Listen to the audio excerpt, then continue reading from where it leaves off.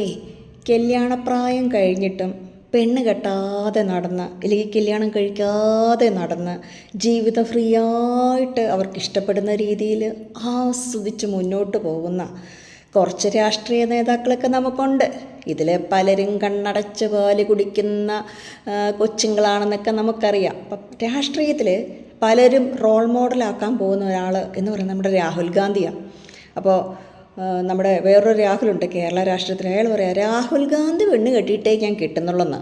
എന്തേലും ആകട്ടെ, ഇങ്ങനെ രാഹുലിനെ പെണ്ണ് കെട്ടിച്ചിട്ടേ ഞാൻ പെണ്ണ് കെട്ടുന്നുള്ളൂ എന്നൊക്കെ പറഞ്ഞ് നടക്കുന്ന ആശാൻ്റെ ഉള്ളിലെ എതിര് പാർട്ടിക്കാരിയായ സുന്ദരിയും സുശീലയും വാ തുറന്നാൽ ആവശ്യത്തിന് പൊട്ടത്തരം വിളമ്പുകയും എന്നാൽ അവർ പറയുന്ന പൊട്ടത്തരം എല്ലാം കേട്ട് കേട്ട് കേട്ട് കേരളത്തിലെ ജനങ്ങളെ മുഴുവൻ 24 മണിക്കൂറും ചിരിച്ച് മണ്ണ് കപ്പുകയും ചെയ്യും. അങ്ങനെയുള്ള ചിന്താ ജെറാമിനോട് നമ്മുടെ രാഹുലിന് ചെറിയൊരു പ്രേമം. കാലം രാഹുൽ ഇത് പ്രേമം കൊണ്ടു നടക്കാൻ തുടങ്ങിയിട്ട് കുറേ കാലമൊക്കെ ആയാലും ആർക്കും ഒരു ഉപകാരം ചെയ്യാത്ത നമ്മുടെ മൊട്ടയരുൺ അല്ലേ, ഇല്ലെങ്കിൽ അമൈര ശിരസ്കൻ എന്നൊക്കെ ആളുകൾ വിശേഷിപ്പിച്ച ഈ മൊട്ടയരുണാണ് രണ്ടിൻ്റെ പ്രേമം കയ്യോടെ പിടിച്ചു. കഴിഞ്ഞ ദിവസം ചാന ചർച്ചയിൽ അങ്ങോട്ട് നാറ്റിച്ചെടുത്തു.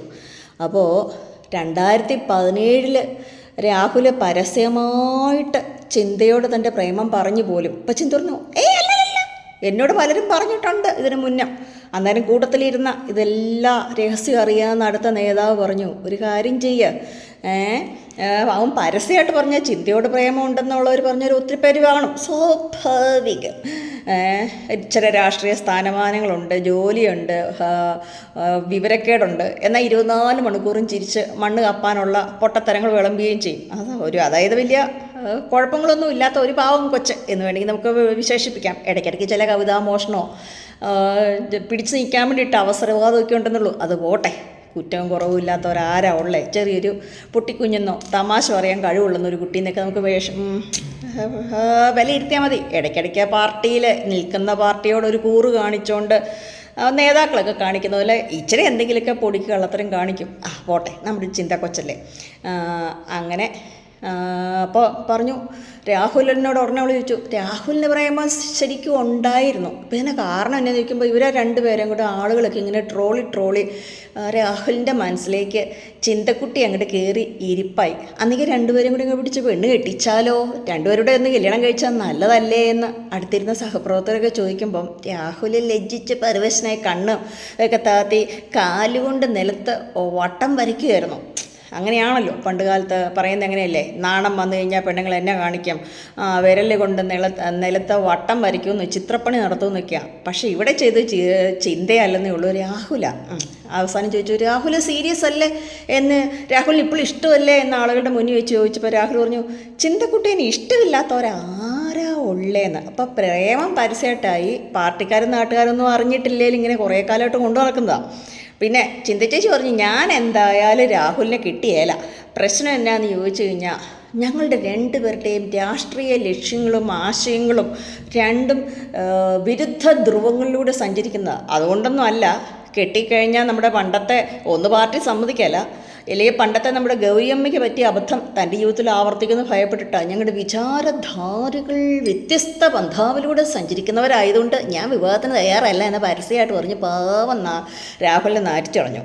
രണ്ടാമത്തെ കാര്യം പറഞ്ഞു, അതും പോട്ടെന്ന് വേണമെങ്കിൽ വെക്കാം, ഇല്ലെങ്കിൽ വെക്കാമെന്നല്ല, അതൊരു പ്രശ്നമാണ്. അത് പാർട്ടിക്കാരുടെ മുന്നിൽ രണ്ടുപേരുടെ അതിബുദ്ധിപൂർവ്വം നടത്തിയ അവരുടെ പ്രേമ നാടകം ചെറുതായിട്ടൊന്ന് പാർട്ടിക്കാരുടെ മുന്നിൽ കേരള സമൂഹത്തിൽ അതിൻ്റെ ഒരു അംഗീകാരം കിട്ടാൻ വേണ്ടിയിട്ട് രണ്ടുപേരുടെ വെച്ച ഒരു ഐഡിയ മാത്രമാണേ. അത് നമ്മൾ പാവപ്പെട്ട പൊതുജനങ്ങൾക്കൊന്നും മനസ്സിലായിട്ടില്ല. നമ്മളൊക്കെ എന്നും വിഡ്ഢികളാണല്ലോ എന്നേ. രണ്ടുപേരും കുറേ കാലമായിട്ട് പ്രേമിക്കുന്നതാണ്. രണ്ടാമത്തെ കാര്യം പുള്ളിക്കാരി പറഞ്ഞു, രാഹുൽ ഗാന്ധി പെണ്ണ് കെട്ടിയിട്ടിരിക്കുന്ന അത്രയും കാലം കാത്തിരിക്കാനൊന്നും പറ്റിയില്ലെന്ന്. അത് സത്യസന്ധമായ പോയിന്റ്, നോട്ട് ദ പോയിന്റ്. കാരണം രാഹുൽ ഗാന്ധി ഒരിക്കലും പെണ്ണ് കെട്ടാൻ പോണില്ല എന്നും 65 വയസ്സ് വരെ ഇയാളിങ്ങനെ വിവാഹം കഴിക്കും എന്നുള്ള മോഹന പ്രതീക്ഷ ഇന്ത്യയിലെ പുറത്തുള്ള ആളുകൾക്കൊക്കെ കൊടുത്ത് പുള്ളി അങ്ങ് ജീവിതം ഒരു സൈഡിൽ കൂടെ ആസ്വദിച്ച് പോകുന്ന ഒരു കക്ഷിയാണെന്ന് നമുക്കറിയാം. വെറുതെ അല്ലല്ലോ പാവപ്പെട്ടവനെ പപ്പു മോനെ എന്നെല്ലാവരും വിളിക്കുന്നത്.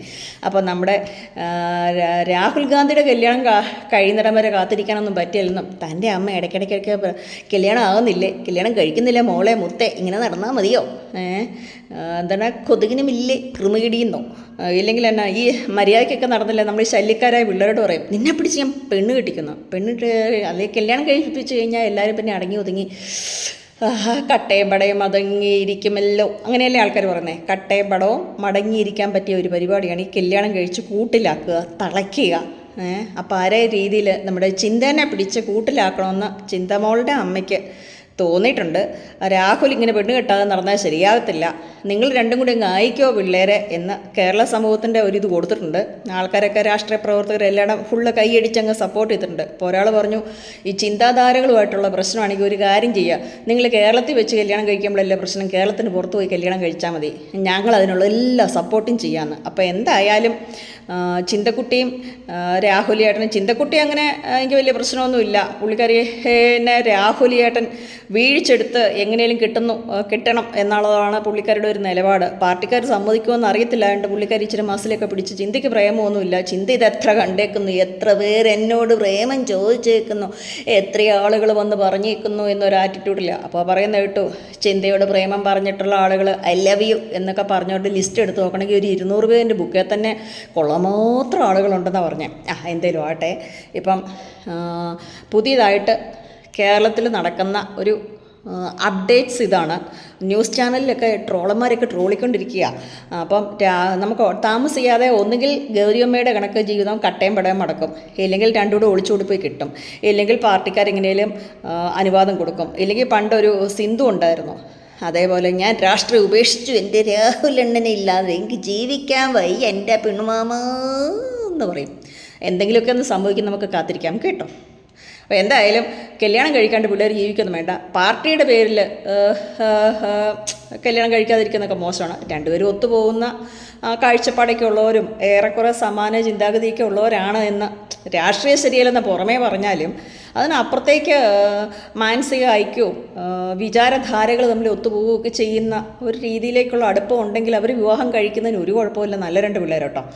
തമാശയൊക്കെ പറഞ്ഞാൽ പിള്ളേർ രണ്ടുപേരും കല്യാണം കഴിച്ച് സന്തോഷമായിട്ട് ജീവിക്കട്ടെ എന്നാണ് എല്ലാവരുടെയും ആഗ്രഹം. എൻ്റെ ആഗ്രഹം അതുതന്നെയാണ്. അപ്പോൾ ഈ വീഡിയോ കാണുന്ന എല്ലാവരും നമ്മുടെ ചിന്ത ജെറോമിനും രാഹുലിനും എല്ലാവിധ മംഗളങ്ങളും നേരണമെന്നാണ് എൻ്റെ ഒരു റിക്വസ്റ്റ്. അപ്പോൾ പുതിയ വിഷയമായിട്ട് നമുക്ക് വീണ്ടും കാണാവേ.